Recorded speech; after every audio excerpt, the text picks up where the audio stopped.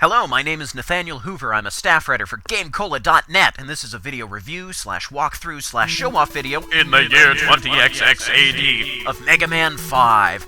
Look at Proto Man looking so awesome there, with the gang of robots behind him and the scarf blowing in the wind, and there's the fantastic music, there's explosions everywhere, and a vicious army of robots is bent on destroying the world? What kind of a better intro to a Mega Man game can you ask for? And behind this destruction is... No, wait. I'll guess it. I've got this one. It's an old piece of parchment. No. It's a scarf! It's a scarf! Proto Man! Proto Man? Proto Man? I thought he was a good guy.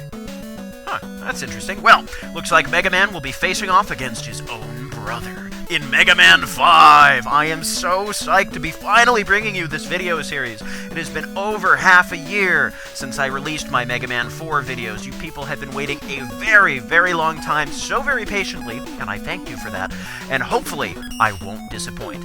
Now, Mega Man 5 has an excellent selection of Robot Masters to choose from, and I am so very much into special weapons that I will be using special weapons everywhere.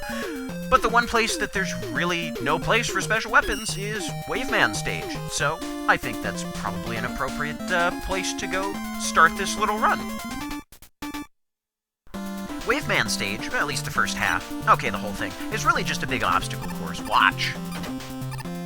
See? See the kinds of unnecessary danger I put myself in for your entertainment?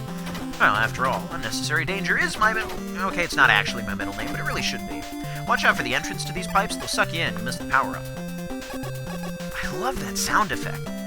No, really, but Watermobile Stage is essentially one huge obstacle course. Now, you could say that about really any Mega Man stage, but this one especially.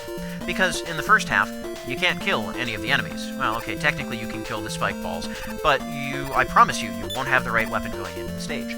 But there's a lot of dodging, a lot of patience, a lot of timing. And what better place to demonstrate that than here with this bubble puzzle? How that bubble is strong enough to support Mega Man's weight, I'll never know. It's like a rubber bubble or something. But, you know, after you've practiced a lot and gotten the timing down, you can goof around like me, dancing. Because that's what I do when I'm bored.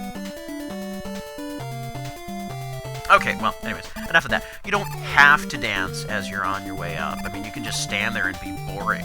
Whatever floats your boat.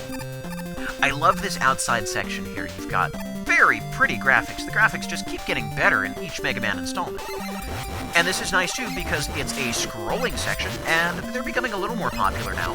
But I was saying in my run of Mega Man 4, the third Dr. Cossack stage was very unique because it was a scrolling section, like a whole half of a level, almost, that was scrolling. Now, granted, I forgot to mention the Mecha Dragon lead-in in Mega Man 2, but that wasn't nearly as comprehensive a stage section as Dr. Cossack. Or here, the entire second half of the stage is scrolling in your little jet ski thing here.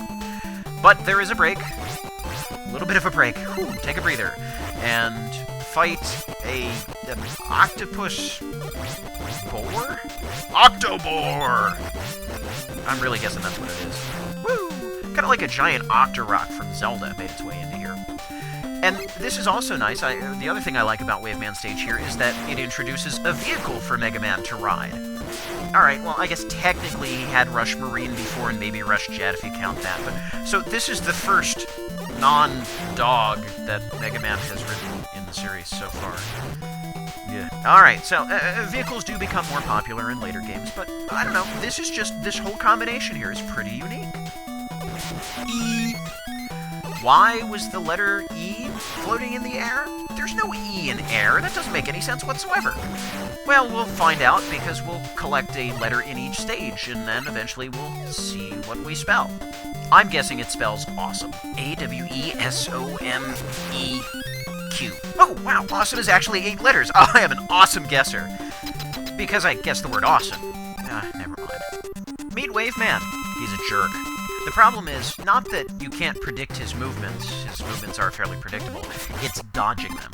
You see, when he moves, he'll leap at you, and, ow, you'll need to dodge his harpoon at the same time. Then as soon as you land, he'll shoot out a water spout at you, which is usually somewhere close to where you're standing. So you need to constantly keep moving while still shooting at him, and not getting hit. And your shots deflect off of the water spout, but, well, this doesn't matter now because he's dead. That was a pretty good warm-up. Not perfect, but then again, didn't have to be. Yeah, I got hit, yeah, I missed some of the targets I was aiming at, but really, as long as you've had fun so far, that's what matters to me. I put in lots and lots of time and effort trying to make these videos as perfect as possible. Sometimes it works out really well, sometimes it doesn't work out as well as I hope. I'm not going for a damage-free run-through, I'm not going for a perfect aim run-through. Those are really impressive, and I try it as often as possible, but ultimately, as long as the video as a whole is entertaining, that's what I'm going for. As long as I'm satisfied with my performance, too. Now I'm taking on Charge Man, who, amazingly, doesn't look at all like a robot MasterCard. Waterwave, the weapon I just got, is not so useful in the beginning portion of the stage here, so I'll just have to rely on my new and improved aiming skills. Check this out.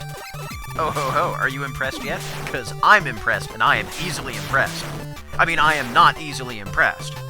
This is fun. You can go back a screen. This is not the kind of party you want to be invited to. I just figured I'd point that out. It's fun. He toots. This is such a cute hard hat. It's so funny. The hard hats in this game are wonderfully amusing to me. And this is really cool. I think this is cool. You think this is cool? Of course you think this is cool, because I told you so. Again, not that I'm trying to gloat or anything, just somebody told me I should point out some of the really cool stuff I do in these videos, so that you don't miss it. So, that's all this is about. So here's the funny thing. Mega Man's creator, Dr. Light, has been kidnapped by Proto Man. And instead of going to rescue him, we're mucking about, shooting up eggs in a train. Mega Man needs to get his priorities straight. Now these mice that are zooming across the floor, very difficult to hit, because if you don't hit them with a charged shot or a special weapon, even some of the special weapons will miss them, your shot will actually go right over top of them. Oh, and by the way, this is Waterwave. It shoots water in a wave. Ooh, exciting! Now, I'm about to pull out another weapon you haven't seen yet. Well, it's not really a weapon, it's a utility. It's, Rush. Well, Rush is a little different this time around. He's had a redesign, and now he's a springboard, which has no discernible benefit whatsoever over being Rush Coil from the last couple games. Just for the record, don't try and cross that. That's a very dangerous, bad place to go. It's all spikes, it's death! I don't know why that's there. So Waterwave has another interesting property. You can only fire it on the ground, and, if you notice, it actually sucks up most projectiles. So, if you're ever getting shot at, fire off Waterwave. You might just be able to get rid of everything that's coming your way. It's nice. But the problem is, yes, you need to be standing on the ground. You can't be quite standing on a ledge. Bah! You can't be in the air to fire it. You need to be solidly on the ground. So, Waterwave has its limitations. Now, I'd like to say that I really, really enjoy the whole train theme that's going on here. That with the improved graphics, and maybe it's just, I don't know, different kind of creativity on the part of the designers or what, but these levels are looking more and more like real locations instead of just a bunch of objects that happen to be thrown together in some sort of kind of similar theme. Now, a word about Charge Man. Charge Man is a jerk. There are some bosses who, when you get hit, it's like, oh man, I got hit. When Charge Man rushes into you, you get angry, frustrated, and I don't know, maybe it's just me, but there's just something about him. Now, that was a close one. But if you can keep your distance, which is kind of tough to do, he does actually fall. Composure. Yeah. Anyways, he's tough, because half the time your shots bounce off him when he's red or when he's charging at you. Very bad. But he's gone. Yay! And now I have Charge Kick, another weapon that is entirely ground-based, like Waterwave. So, I have a limited amount of tricks up my sleeve right now, but after I beat Stone Man, then things are really gonna get interesting. Just you wait and see.